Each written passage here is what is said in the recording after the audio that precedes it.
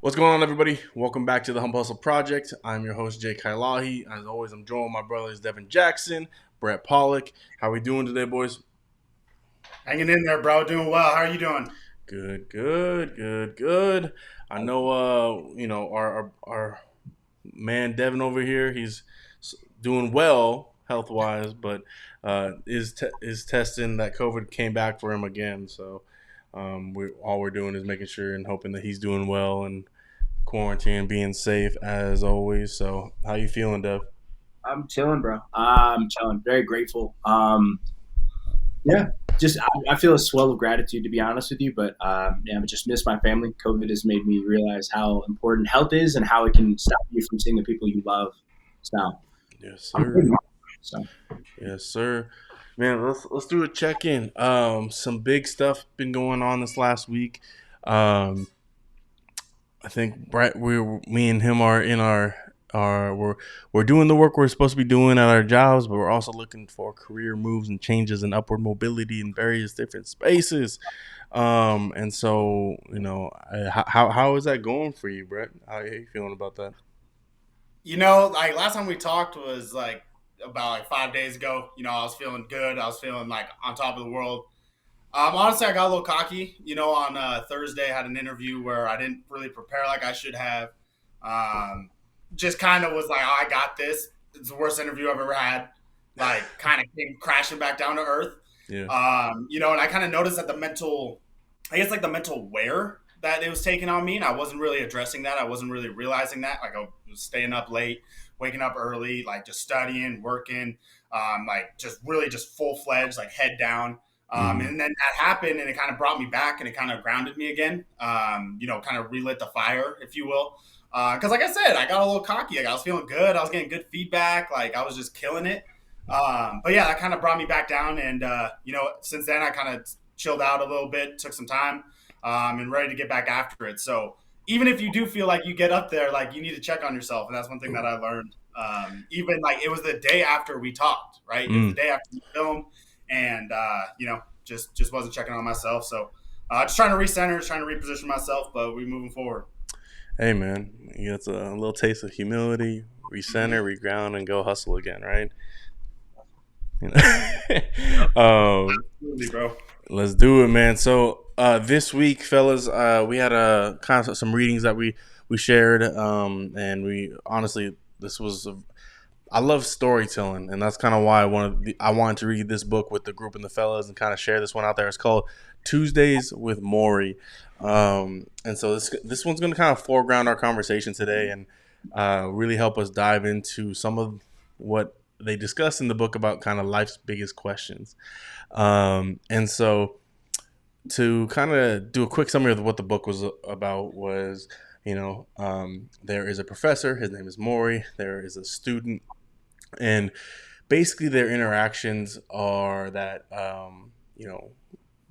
the young student, why am I blanking on his name? What was his name, Brett? Mitch. Mitch Allhorn or something like that. Mm-hmm. Oh, I butchered that. I'm going to cut that anyways. Yes, Mitch. So Mitch is a student of Morrie's through college and ultimately finds a career and life outside once he graduates, but, has a very meaningful relationship with Morrie while he's in there. Ultimately, while Mitch is pursuing career and journalism, getting the material kind of things that you pursue once it's time for career mode, house, family, grow, build the bag up. He comes back and gets reconnected with his professor, Morrie, who at this point is now been diagnosed with ALS. And so, has a very definitive benchmark of how much time he has left. And so the story, the book kind of walks through a lot of different life lessons and, being able to talk to somebody who's on death's doorstep and ask them everything you could ever ask them. I think even in the book, Morrie has his own funeral while he's alive, so he could have people and talk to people about anything that they ever thought, was maybe left unsaid, or being able to provide, time for discussion with those that maybe wanted to say stuff as they know that again his time is limited. So again, that's kind of like the summary of it. There's a way deeper conversation that I've really enjoyed, and like the nuggets about how fleeting life is as we get closer and closer, and what really is the big goal. What are life's biggest questions of what the purpose of life is, and what kind of stories and experience Morrie shared with Mitch throughout this journey in the book. And so, if you haven't read it, or if you have read it, I highly encourage to pick up. I super ambiguous with a lot of those statements because I want you to dive into the exact examples and have those nuggets. We'll dive into a few here, but just our biggest takeaways is what we'll do tonight. So, fellas, so to start us off, I kind of want to maybe, what are your initial takes and thoughts about this book, and then what might be one big takeaway. We can dive into a little bit of that. Brett, like, why don't you let me know what you thought, man?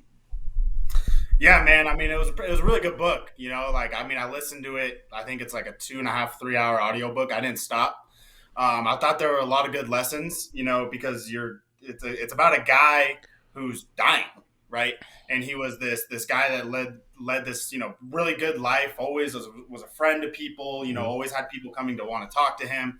And so it's really cool because they talk about like their time together when Mitch was in school, and then it kind of flashes forward to the conversations that he has when he's dying. And it's really cool how they relate aspects of the book to that time and then to the time when he's dying.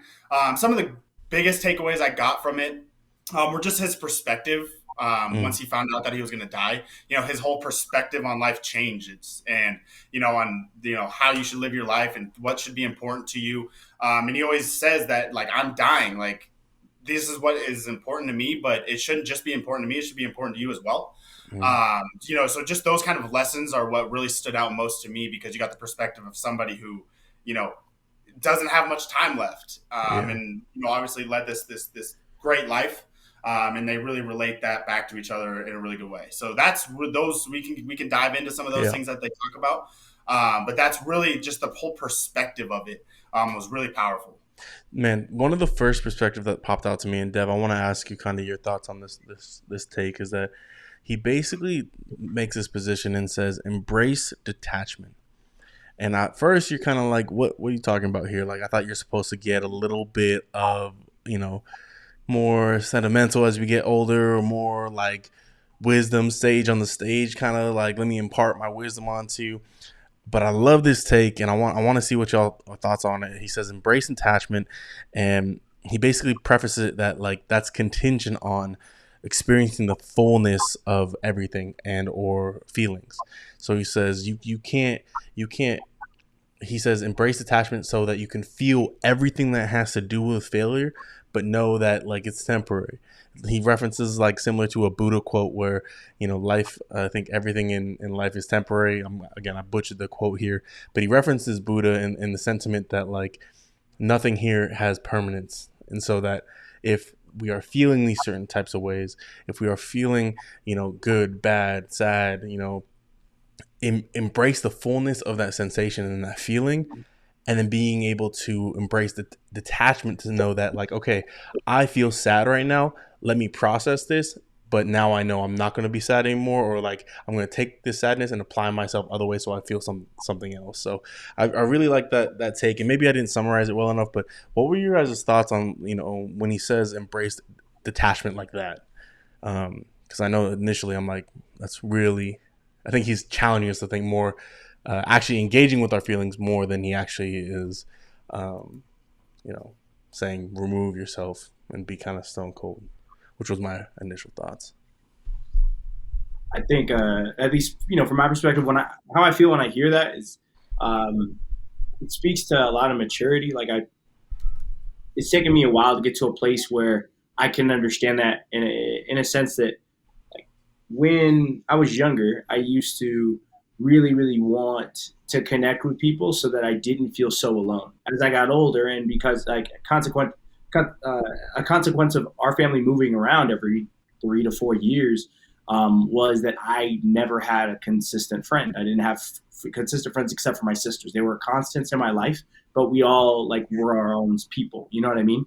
And so I had to learn growing up that being on your own, being alone, is very okay, and that you get to experience life at a level which most people cling to others for, when in fact, the beauty is in every moment the fact that it's not like no moment is going to be the way it was before, and no moment's ever going to be that way ever again.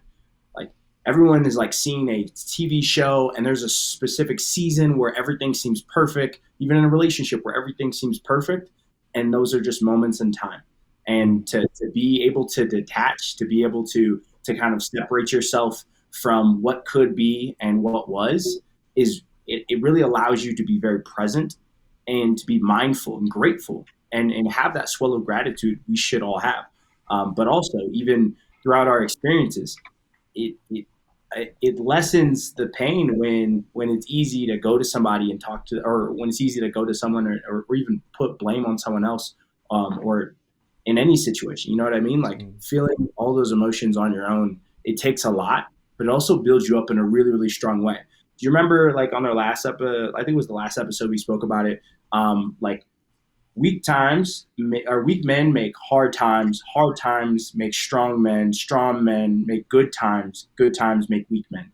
You know what I mean? And so what I'm saying is, like, the people who live through really, really hard times, they've learned to do it by, I feel like, in a big way, being able to, like, detach themselves and fully be present.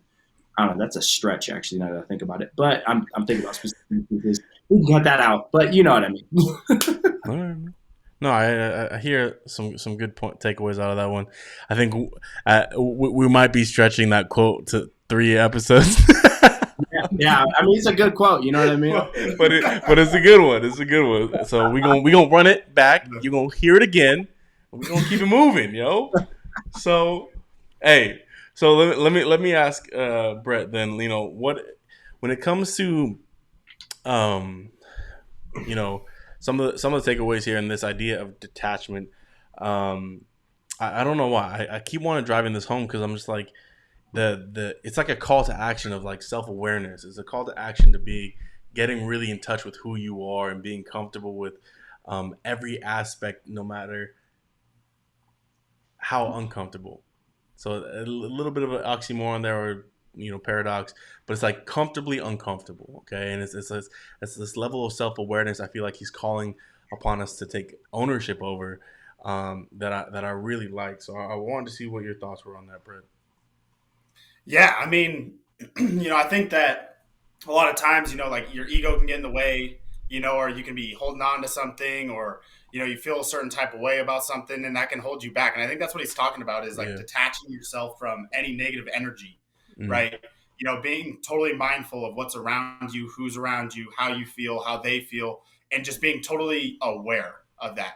Because not everything's going to be perfect. It's not all going to be, sunshine and rainbows, Mm-hmm. but if you're at least aware of it, it's not going to negatively affect you. So that's kind of what I took away from that, is kind of detaching yourself from, like, preconceived notions, or ego, or anything like that that would, like, blur your vision, if that makes sense. Like Okay. anything that might skew your way of thinking, detaching yourself from that, so you have, like, clear eyes, like you're seeing the world for what it is, and those around you for what they are. Mm.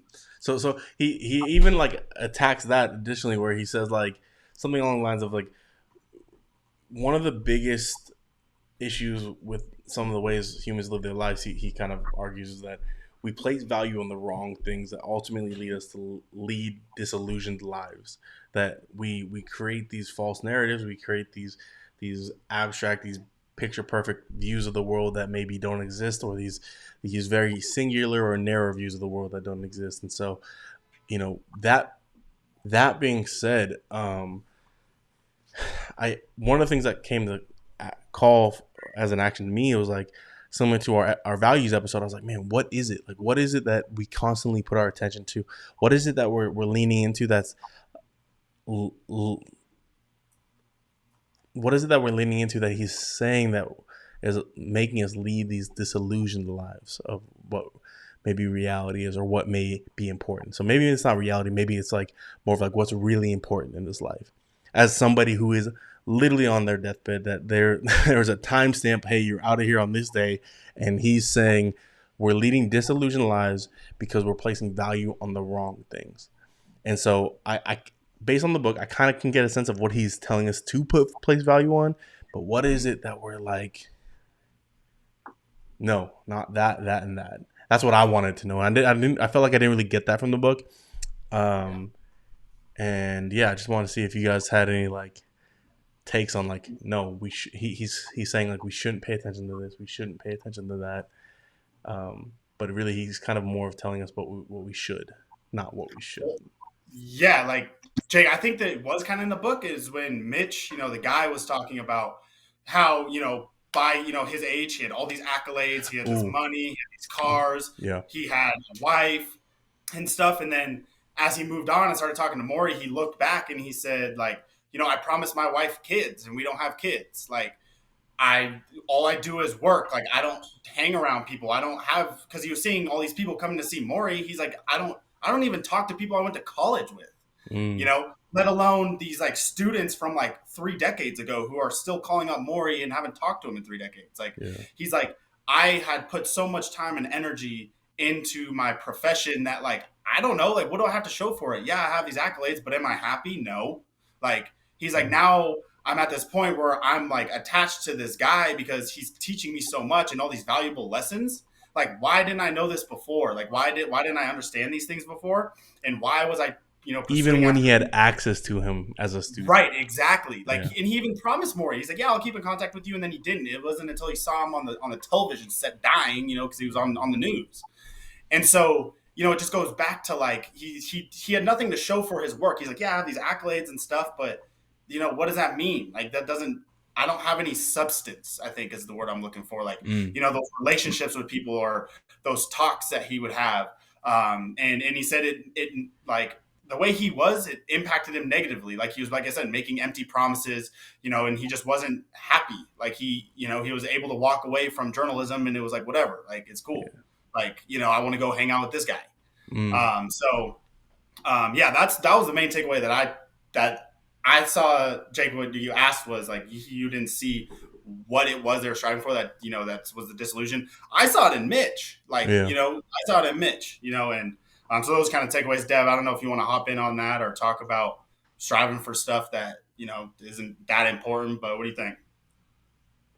I'm honestly, man, I think I could definitely speak to that. It made me kind of emotional when you were talking about it because I thought about my dad, man. I I grew up with, I mean, we've talked about it, but I grew up with nothing. In our family, we didn't have much. We had each other, and for me, that meant the world. But there was so many of us. It was like 4 or 5 of us in a 1 bedroom apartment. And I remember leaving at 17, and I knew like I have to grind. So I figured, let me just work 2 jobs. Then I can get a community college, and then I can go to a UC, and I can keep working jobs and push my way through. When I left Santa Barbara, and I graduated from the CC there, and I decided not to go to the UC and pursue anything. I was like, I need to put my head on the grindstone. I worked 3 jobs, worked my ass off. I said, I'm not going to go home except for once or twice a year. I said, it's fine. My family will be good. When I get where I'm going, I'll be able to take care of everyone I love. I'll look back. My parents will know it was worth it. My dad told me, my mom told me, like, son, we really want to see you more. We miss you. I said, I get it, but I really need to get done what I need to get done. I have a plan. I need to put it in play. I need to keep my head down. Remember the conversation I had with my father about this. He said, son, I really want to see you do well. I just don't want to see you work this hard. I really want to see you live and go have a good time. He's like, how much longer do you think I got? I was like, Dad, you got like 20 years left in you. You look great. Like, I don't worry. We're going to be, sitting on the porch one day. I'll be talking with you while we're watching my, your grandkids and my sons and daughters. And I'm going to introduce you to my wife. You're going to walk your kids down the aisle. It's going to be a beautiful thing. And I remember getting into an argument with them, like literally on a Wednesday after 2 shifts, 16 hours. And we're talking, we argue, and I don't say I love you to him. And then I hang up the phone, and then he dies on Wednesday. And the only thing I could think about was how I kept saying, it's okay, Dad, I'll be home soon. I need to work. And I put work before everything else. And it wasn't until I lost one of the most important people in my life, like literally my hero. It wasn't until I lost my hero, my dad, like the guy I wanted to be like my whole life, my like Superman to me, that I realized how important it was to just take advantage of the time you have with the people you love, and just to detach yourself from the expectations that you put on life.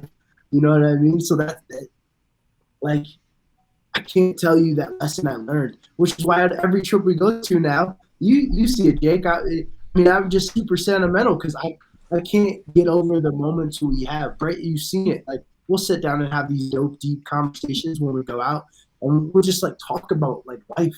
But it seems so beautiful. It seems so meaningful. But I can align. I can also relate to this, to the character. Wasn't his name Mitch? Like Mm-hmm. I can relate to him so well because I felt like to put my life before everyone I loved, and then, or at least my ambitions. You know what I mean? What I thought was important, and then life had a way of, like we talked about, bringing me back to reality. Humbling me, giving me that real strong sense, like, dude, like, hey, dude, you need to be really grateful. You know what I mean? So yeah, I can align with a lot of what you said. Mm.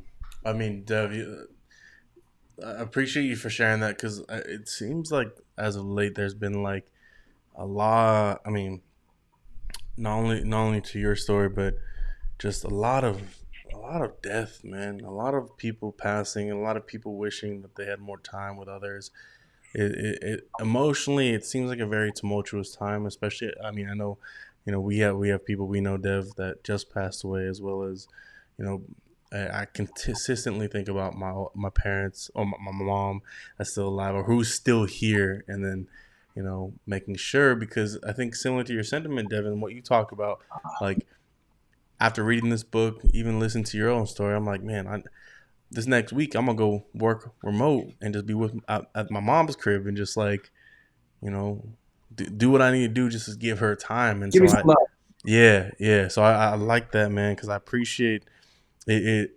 It centers you because we get so busy, we get so caught up in the hustle, right? We get so caught up in the hustle that we don't stop to think about, and I do this like a lot, and something I commend actually you two about is that you guys, you know Dev, you'll make that 5 hour drive regardless, like day of the week, whatever it is. Got work in 3 hours, whatever.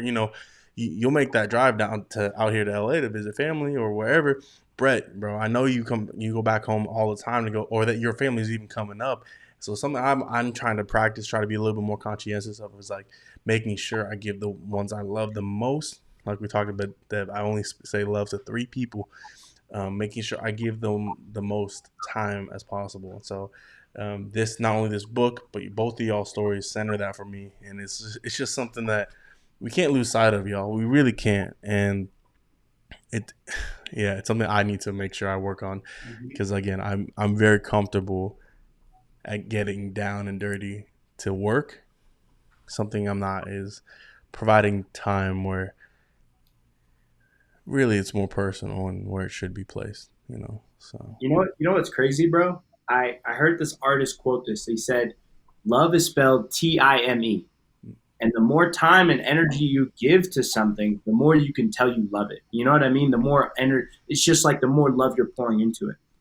And to be honest, I mean, one of my siblings, like we're not even that close, but I found that the more time I spent around them, the closer we became.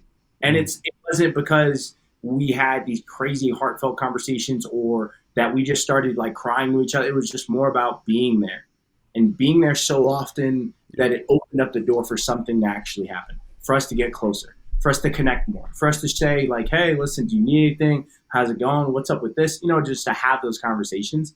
And it's, man, I'll tell you, it feels like when we're in the middle of the grind, like it's like shit, man. Not, like it's almost like you have this strong sense of urgency. Like if I don't focus on this now, I'll lose everything. But it's Yeah. like it it things are not like our foundations are not as shaky as we're not doing this for the wrong reasons. You know what I mean? Like our why is deep enough to where what we're building will be there when we get back. But it makes sense to be with the people that we love, or just at least connect with what feeds our why, our purpose. You know what I Mm, mean? I think, bro, it took me a while to figure that out. I remember I lost my dad like 4 years ago. mm, You know what I mean? So I'm like it's not like the day after I realized it. It was more like, dude, what the fuck have I been doing? And I'm gonna tell you, bro, mm, the hard part was knowing and still knowing I don't remember any of the problems I had before my dad passed. mm. That's what makes me the maddest. Is like I prioritized so many things and I don't even remember what I was prioritizing. Like I remember like one of That's my goals, tough. I'm like, sure, but it makes me so mad because I'm like, Yeah. dude, if it was that important, why wasn't, like come on, man? And it just drives me up a wall because I'm like, okay, well then screw everything then. Like I'm gonna grind, but families, oh my gosh, you guys both know. Like we put family first, but even to the listeners, understand that like you have a set of people who care about you. You know what I mean? You have a community around you, and it may not like That's crazy, man. yeah, yeah. That's literally crazy. Like Dude. I Me didn't and Jake both. Me and Jake both looked like wow when you just said that, Dev. That was powerful, man. when you said that, bro. When you said you can't even remember what you were prioritizing when you turned down an opportunity to go kick it with the family or like go do something. That that fucked me up. I don't remember any of it, bro. It makes me so mad, man. Yeah. I cried about that for a while, man. Because there are so many there. I miss my brother, my cousin, one of my closest cousins' wedding because I'm pretty sure I was working and for some reason I made that a priority. Yeah, You know what I mean? But even yeah, you guys get it. It's I like that, man. Fucking me up, man. Because I literally I'm thinking about like all the different things I like worked on, and again, so I'm 27 now, and I look at kind of what I've gotten done thus far and what I've accomplished or what I've pursued, and ultimately all the things that I turned down or sacrificed or didn't turn down or sacrifice. And so I think about some of the things that I was asked for out of people that I care about the most that I ultimately maybe didn't follow through on because I was like, no, I need to do this. And yeah, man, that was a tough one, Dev. Yeah, and probably gonna be thinking about that one the rest of the night. I appreciate that. That's good. And centering so I don't take it for granted. I think with that in mind, he says in the book, and I pulled it up here, and I think it leads right into a good conversation of like the biggest deficit we have as humans is being short sighted. yo, say it Okay. one more time. He Say it one said more he said the biggest deficit that we have as humans is being short sighted, and time. so it again bringing it back to like we're on our grind, we're on our hustle, we're getting we're trying to produce. It centers like that value or where we're placing our attention ultimately is not where it needs to be or the value it needs to be on. So he's like talking about, hey, cool, be on your hustle, right? But like where you're placing your value might be, and maybe this is part of the hustle conversation. Oh man, we're getting real meta here. Okay, so like like if he's talking about how like the value that we have is misguided and leads us to a disillusioned lives, and if that he says, the biggest deficit humans have is short sightedness. I kind of feel like he's calling our hustle short sighted. He's kind of calling like what's truly important isn't just the hustle. It's a little bit more holistic than that. But like, I feel like he's saying some of the barriers that we deal with as humans psychologically, I feel like, is that one, we always hinder ourselves and come up with these personal barriers for reasons why we don't do something. Um, but then maybe we don't always take the reflection and the personal accountability to once we decided to take action on something, constantly revisiting why we're doing it and who we're doing it for. Mm. That's something I feel like I'm highlighting as I'm having this discussion with y'all, literally processing out loud of, okay, so if I want to go to college or if I want to do this or I want to pursue this sport, why am I doing it? Am I doing it for myself? Am I enjoying this personally? Is it who am I contributing to? And he makes a great call to action in that, like, you need to give to others. Like that's like his whole thing is like you need to give to others, give time. He's literally on his deathbed, and yet he's not the one talking the most. Like he's the one listening to all these people's problems, that all the way up until he passes away, that he's like, yo, like I this is the best thing I can contribute. Like this is the best thing I can offer is to others. So Letting us know like our hustles and like not that he's coming after our hustle, but he's kind of calling out our hustle. I would say he's calling out our lack of gratitude along with our hustle. You know what I mean? And I'll say that because I was having a conversation with my girl about it this past week, really. But you know how like you'll work really hard to get to a place, and the only thing you see after you get from C to D, D to E, that's the only thing you see is the next letter. The only thing yeah, you see is the next destination. Dang, I really want to get there. Dang, I really want to get there. And you don't see how far you've come. And I think that when we shift our mindset to gratitude, it allows us to be so much more present and mm, still have that hustle in mind. But it's actually very much along what you were saying, like just to remember who we're doing it for, why we're doing it, like really, really sitting in our why, but also appreciating the spoils of whatever we worked for with the people who we're doing it for, showing it through our actions, and just kind of being in service of others at every point we can. You know what I mean? yeah. That I really, really love what he said there. So on that note, Devin, he shares like this at literally at the very end of one of the chapters. They share this like really really quick short story, and again I love the imagery behind it, but basically it's a story about a little wave, and he says the little wave was like watching all these other waves crash on the ocean's coast. Boom, they're all crashing. Boom, they're all crashing, and he freaks out. He's like, "Yo, like look what's gonna happen to us! Like the wave's gonna crash. Like we're gonna crash." And then another wave sees him distressed and it's like, hey, you know, like what's wrong? And the little wave says, don't you get it? We're gonna crash. Like we're all gonna crash. And then another wave says back to him, he's like, don't you get it? You're not a wave. You're part of the ocean. And then for me, what that really spoke out to was like, yeah, we're part of this bigger picture to contribute to each other. Like if we're not all individual waves crashing on the coast, we're all a contributing ocean that's flowing and like working in tandem with each other. You know what I mean? And that's what I took away from that little story. But I was like, man, bro, like I like the imagery, and I really like the takeaway of like, yo, we're a collective as a whole, so let's make sure we're contributing to each other as such. And it was a little grounding little story there for me. So, what do y'all Very, think? I'm serious, man. Like even the way you just aligned it, like we are all part of something bigger for each other, though. It's beautiful, man. That's fucking amazing. And then, Brett, how do you feel about that?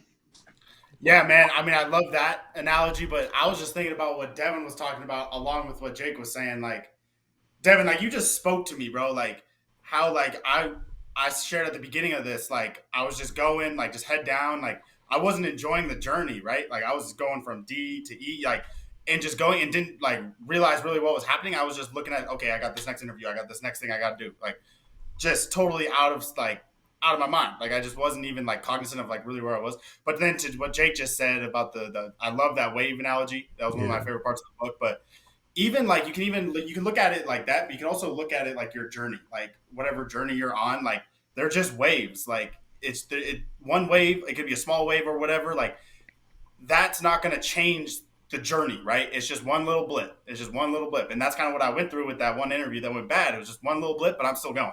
mm, There's still a bigger picture here. There's still more waves. There's still the whole ocean. Like it's still my journey. It was just one little blip in the system, but yeah, that's kind of my 2 cents on that. Yeah, I love that story. I love that analogy. man. I think I think the biggest and the grounding topic and theme of this episode seems to be like life is fleeting. Don't waste it on just yourself. Like that's like one of the themes I feel like that's coming out here is that like yo, like there's a lot going on. can't get hung up on every little thing, but if you are going to get hung up on something, at least make sure it's like giving to others and contributing to others. Man, he had a another quote at the end of the book where he's like, take the time to forgive yourself and then forgive others before you die. And that was one that I think we all constantly process. And again, we're getting like on a lot of different topics around death a little bit, as like this idea of time is fleeting, and like loved ones that have gone, and just kind of feeling some of the sentiment and tension, at least in our own lives, of our feelings around that. Like, but like, some of the things that I'm, even on that note, when he talks about how forgive yourself and then forgive others, like it makes me process of like all the people in my life where I kind of like excommunicated from my life, where I'm just like, yo, you did this, as such I remove myself explicitly and expeditiously from your life. like, like, and so I think about how, if I was to make amends, if I was to, you know, come back into that person's life or make time for them, what would that look like? Would it be shallow? Would it be hollow? Would it be well intended? Would it be, just trying to make amends for the sake of making amends? And I think, that maybe that's more of an internal conversation you can all have with yourselves. But I just know people in my life where I'm just like, okay, if I was to enter back into this person's life, what would that look like? How much time would I give them? Do we have enough time? Is it for the right reasons? Is it, but am I going to get taken advantage of, because that's maybe the reason why I separated from them to begin with, because I thought I was getting taken advantage of. So yeah, Yeah, man. Jake, I kind of want to piggyback off you right quick. Yeah, go for it. In regards to what you're saying, one of my favorite quotes was, it was in one of the chapters. I forget where it was, but he basically said that a lot of people live like they're never gonna die, and he wasn't saying that in like a morbid way. He wasn't Yeah. saying like you're gonna die tomorrow. He said a lot of people don't know, like they live like they're never gonna die. And he's like, you have to live your life. Like once you are prepared and know that you're going to die, it may way down the line or whatever, then you'll know how to live. And I was like, wow, like that's like so powerful, right? Because if you feel like you're never, like, you're just like, you're always going to think you have another day, and that, if that's the kind of mindset that you have, kind of like, it's all the old cliche, like live like there's going to be no tomorrow or whatever. But it's like actually really powerful. Like, Yeah. once you switch that mindset, Devin, you were talking about that, like switching your mindset. It's like, you're not thinking that you're going to die tomorrow, but it's just a mindset that like, I need to make every single day count, right? Like tomorrow's not promised, So that, Jake, just to kind of piggyback on, maybe you guys want to talk on that a little bit more, but that was one of my favorite quotes around that area, was the fact that you need to be prepared to die, and that you need to switch your mindset, in that regard. Yeah, man. Honestly, man, I align with that heavy. What were you about to say, bro? I was gonna add to that point, Brett, was that on a Joe Rogan episode with, I think his name was Naval, but he basically says something similar to that sentiment, of that every man has two lives, and the second one starts once he figures out he only has one. Yep. And I was like, yeah, I like that. Okay, Jake. I like that. Hey, don't give me credit for that. I just like that. All right. It's I was like, bro, it's true, man. Like, death is coming. We gotta be okay with having that conversation. And I know when it comes, especially with our PI community, Pacific Islander community, Devin, like, death is a huge thing, like huge weeks, year-long mourning sessions. So, if it's something, that's cultural, yeah, go ahead, like, run it, like, do it how you feel, because some of the most beautiful things are in those cultural practices, I believe. But Definitely. your mindset towards death, and as it's approaching to all of us at any given time, and yeah, man, I just think it gives you a sense of like peace, knowing that it's on its way regardless. Mm-hmm. And knowing that if that's the case, then to allow yourself to dictate your life in such a way so that you act as if, or you operate as such. For example, I just posted a clip on our page the other day, and this was back in 2017, so it's maybe a little bit morbid, but for me, I was saying this message about how, like, this is the one life I got. I ain't going nowhere after this. You know, I believe I live my life as if there's a higher power, but operate as if there wasn't. If that makes sense, you know what I mean. Mm, So like, right. Yeah. I morally and how I want to operate. I believe there's a higher being in terms of how I want to treat others, do unto others as they would do to me, and like live that kind of life. But I also like I can't give my weight to the life after this. I got to give it to the one right now. And so that's the way Mm, I feel like I got to move and operate. And so yeah, Brett, I think that sentiment has been driving home this week, man. Like posted that. Actually, I posted that, man, the world's aligned. So like, you kind of just have those messages in your life that kind of reoccur. And so I posted that, and then we read this book, and then that theme comes up. So that's good, man. That's good. but it's true though. I mean, it kind of speaks back to what you were saying earlier, man. I don't think us speaking about so much death is a morbid thing. It's a beautiful part. Like we wouldn't be able to talk about how great life is without how bad life can be. You know what I mean? Without horrible situations, there's no good without the bad, and the shit's just gonna come in waves. And it's just like when the good things are great, really enjoy them, be really present because the next day could change everything. Like Yeah. it's it's kind of funny, but yeah, man, it's a very real thing, bro.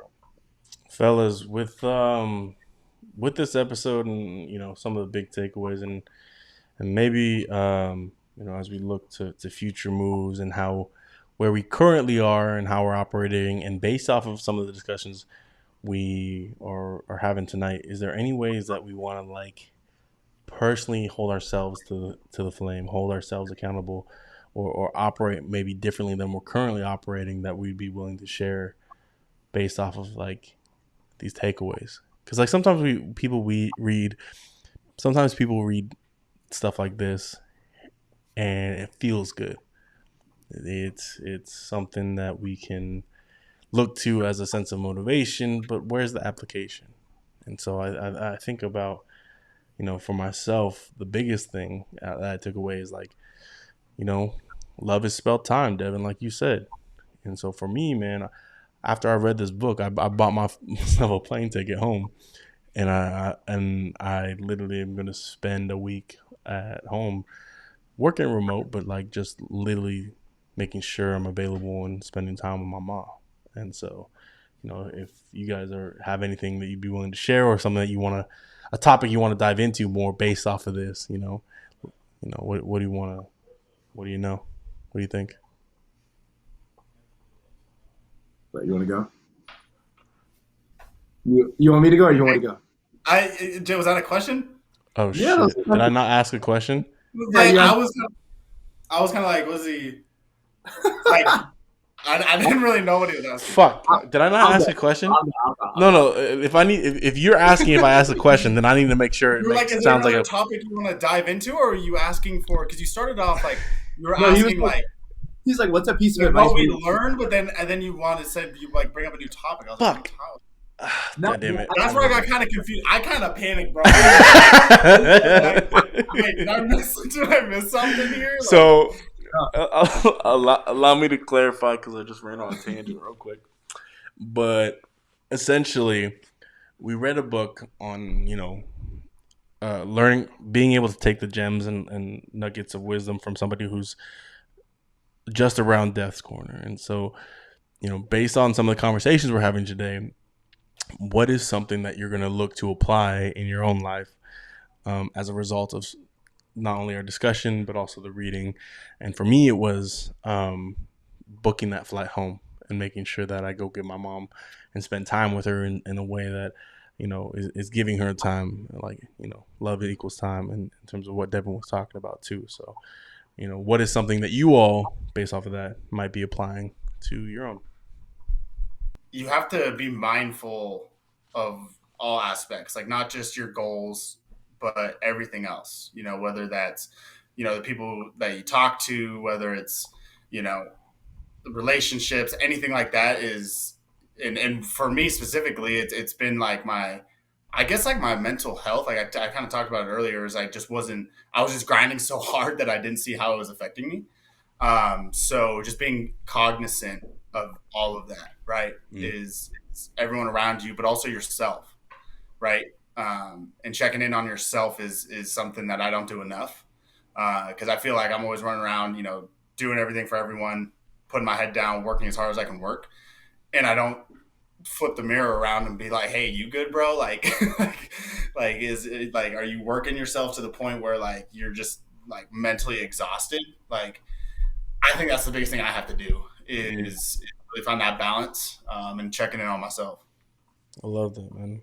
Literally, I was just in a at the gym the other day, and I was talking to this guy, and we are just talking about like shooting the shit about how life is going and relationships and all this other stuff. And I was like, hey, man, like he was just talking about how he's trying to look to get into a relationship, and I was talking to him. I was like, hey, man, like what you got to worry about, man? And I was basically complimenting him on how he was operating his life thus far. And he's like, dude, like I really appreciate that. Like it's something that's not normalized enough around men. I don't know if that really relates, but it was something that he even came to reflection to in that moment. It was like, man, you're right, man. I need to check in with myself more. And so that's what made me think, Brett, right there is just constantly checking in with yourself and also normalizing complimenting men, bro. Let's compliment each other more. Right. That's a dope thing, man. Like to highlight somebody, to lift somebody up, and you can tell, like, damn, man, that meant a lot. Yeah, that's a beautiful thing, Jay. That's nice, bro. What about you, Dev? For me, man. Sorry, Brett, was you about to say something? Man, I know I saw you No, like right. Ah, okay. nah, you Honestly, bro.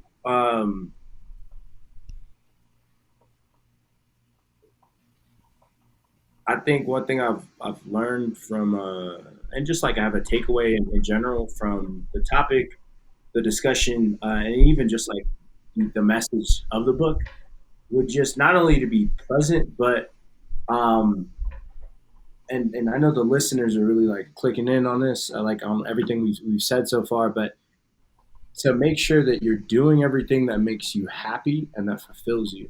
You know what I mean? And listen to the little things, the little voices in your head. You know what I mean? That like that speak to the things that you love. You know what I mean? So and find a way of incorporating that in your everyday. It helps you be present. It helps you be more of yourself. You know what I mean? And don't get so bogged down with the hustle that that you're in, or just the grind that you're in, that you forget how to be present, how to be appreciative, how to express gratitude, how just to have a simple conversation, you know what I mean? Or even just compliment somebody, or, you know what I mean? Just check on other people. I think that's really important. And I'll explain exactly what I mean and like really, really quickly. So for me, I have a love for quotes, but I also like, I love movies and like, I love really good books, but I also like dancing, you know what I mean? So like, I have like notes in my phone that like, and I'll put um, I'll write a note down when I think of something that relates to one of the topics I just brought up, and I'm like, hey, I'll go back in and I'll check on those things, and it helps me be more present in the moment and enjoy like not only the fruits of my labor, but also be more present for the people I love. You know what I mean? I think it's important to live as much as we can right now, and I feel like the only way you can do that is if you know yourself, if you're honest with yourself, and if you allow like yourself to learn from everyone around you, and not just wait until the last moment to do that. You know what I mean? I think that shit's important. It's like it. Thinking about this book, with this book in mind, to all the listeners, go out and do something random for somebody. Like go buy, like when you're going out to grab something to eat, grab an extra meal. The second you see someone homeless, give it to that person in broad daylight. Watch how they light up. Watch the happiness that their heart feels with and how grateful they are. I'm telling you right now, that level of service, that level of you being genuine and not expecting anything back, it fills up your cup. It helps remind you just how present you should be, how grateful we should be. But more than that, just how little things matter so much more. And just like what Jake was saying, how we're all connected to each other. Like, and those little deeds, like even what Jake did earlier, like it doesn't go unnoticed, and they affect people, and we're all part of this thing together. You know what I mean? Like this the Humble Hustle Project isn't anything if not a umbrella to help remind everyone that we're in this together. You know what I mean? It's a beautiful project where we all get to connect and share, but it wouldn't be anything without anyone listening. You know what I mean? It's a beautiful thing. Anyways, I'm gonna get off this little pulpit. It's just be present, y'all. If there's anything I can pass on, and yeah, And I'm just letting you know I'm gonna cut the anyways part and just leave it on that big part because you need to own that statement. We need. I just feel like I'm talking too much. That's all. No, it's good, dude. I think it's Devin. That was a good summary and a good I think jumping off point for this week. Again, y'all, episodes weekly. Man, we coming up on 6 months, fellas. We coming up on 6 months. We might be needing to have some conversations about some sponsors coming in here, picking the right ones with the right values that we like. We need to be talking about bringing in some new guests that we have lined up here. We're adding, cultivating a list and making sure that it's staged correctly and making sure that when we bring them on, it's not haphazard. It's not something that isn't organized. And so once we start unveiling that, we got more and more to come as we begin to, again, continually grow this community, continually know that we're all in this together. It's the Humble Hustle Project, fellas. Thank y'all. We're out. Deuces.